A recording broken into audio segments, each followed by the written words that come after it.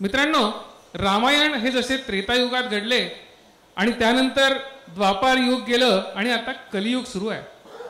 आपण म्हणाल की या सगळ्या युगांच्या भानगडीमध्ये हा इतिहासातला राम आज आम्हाला काय शिकवणार. पण आपल्याला हे लक्षात घेतलं पाहिजे की रामायण हे सनातन आहे व्यक्तिगत जीवनाचं.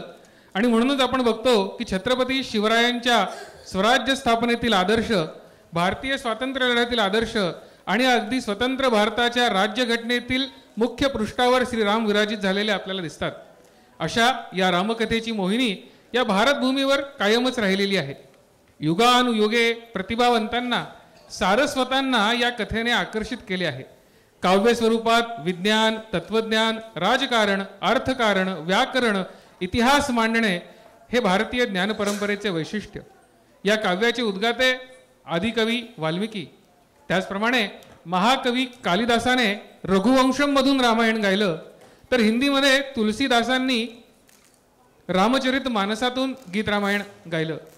तमिळमध्ये कंब रामायण, तेलुगूमध्ये रंगनाथ रामायण, भास्कर रामायण, बंगालीमध्ये कृत्तिवासी रामायण, गुजरातीमध्ये गिरिधर रामायण, आसामीमध्ये सप्तकांड रामायण प्रसिद्ध आहे.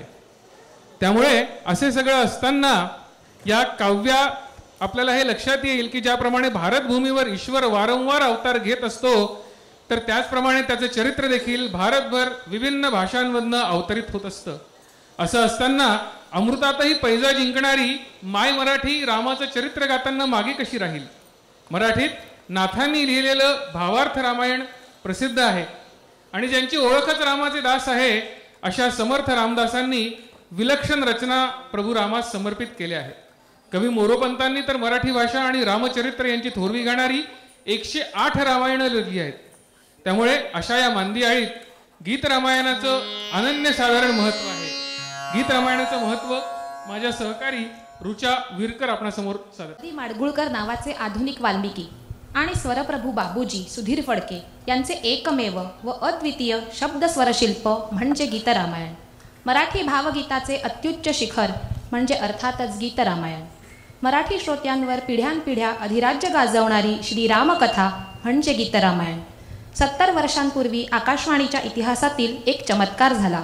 एकाच व्यक्तीने, कवीने वर्षभर रचलेले, एकाच संगीतकाराने संगीतबद्ध केलेले आणि गायलेले गीत रामायण. आपल्या देशात ईश्वरच वारंवार जन्म घेतो असं नाही, तर त्याचं चरित्रही अवतार घेतं, ते गीत रामायण. पुढच्या अनेक पिढ्या शुभसंस्कारांचे हे पाथेय सोबत घेऊन वाटचाल करीत आहेत आणि करत राहतील.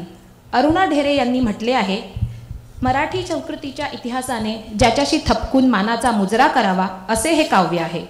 गीत रामायण ही मूळ रामकथा केवळ सोपी आणि सुलभ करून सांगण्यासाठी केलेली रचना नाही. ती गदिमांच्या स्वतंत्र प्रज्ञेची, सर्जनशील प्रतिभेची, लोकजीवनाच्या भाष्यकाराची स्वतंत्र निर्मिती आहे. लहान लहान मुलांनाही ही गीते आजही गावी वाटतात, गुणगुणावी वाटतात. त्यावरून दिसून येते की ही भावगीते काळाच्या कसोटीवर टिकली आहेत. गीत रामायणातील प्रत्येक प्रसंग हृदयस्पर्शी आहे आणि त्यातील स्त्री संवेदनही तितकेच महत्त्वाचे आहे. सीता, कौसल्या, अहल्या, कैकयी, शूर्पणखा, उर्मिला, शबरी आणि अयोध्यावासी स्त्रिया यांच्या भावप्रकटीकरणासाठी चपखल अशी गीते गदिमांनी योजली आहेत आणि बाबूजींनी आतील भूमिका बदलत अवघा रसभाव श्रोत्यांपर्यंत पोहोचण्याचा चमत्कार केला आहे. हे गीत रामायण ऐकणे हा एक कौटुंबिक साजरा करण्याचा पवित्र असा सोहळा आहे. आता या सोहळ्याची सुरुवात करणार आहोत. त्यापूर्वी आशिष आपल्याला स्वयश्रीबद्दल थोडं सांगू इच्छितात, त्यानंतर आपण गायनाला सुरुवात करणार आहोत. मित्रहो, गीत रामायण हे एखाद्या चित्रपटाप्रमाणे आहे. याची सुरुवात देखील फ्लॅशबॅकच्या तंत्राने होते आणि सुरुवातीलाच त्या ठिकाणी यज्ञ सुरू आहे, अश्वमेध यज्ञ सुरू आहे आणि रामकथा ऐकण्यासाठी माणसांचा महापूर लोटलाय. आणि अशावेळी कुशलव हे रामायण गातायत आणि ते रामायण गाताना कुशलवांना माहिती नाही आहेत की ते साक्षात आपल्या पित्यासमोर हे रामायण सादर करतायत आणि पित्यांना देखील हे माहिती नाही आहे की हे माझेच पुत्र आहेत जे रामायण सादर करतायत. अशी ही विलक्षण रचना आहे. प्रत्यक्ष वाल्मिकी रामायणात ओझरता संदर्भ आलाय पण गदिमांनी या प्रसंगाला किती सुंदर नाट्यमय रीतीने फुलवलंय हे आवर्जून या गाण्यातनं आपण ऐकूयात. स्वयश्री राम प्रभू ऐकती, कुशलव रामायण गाती.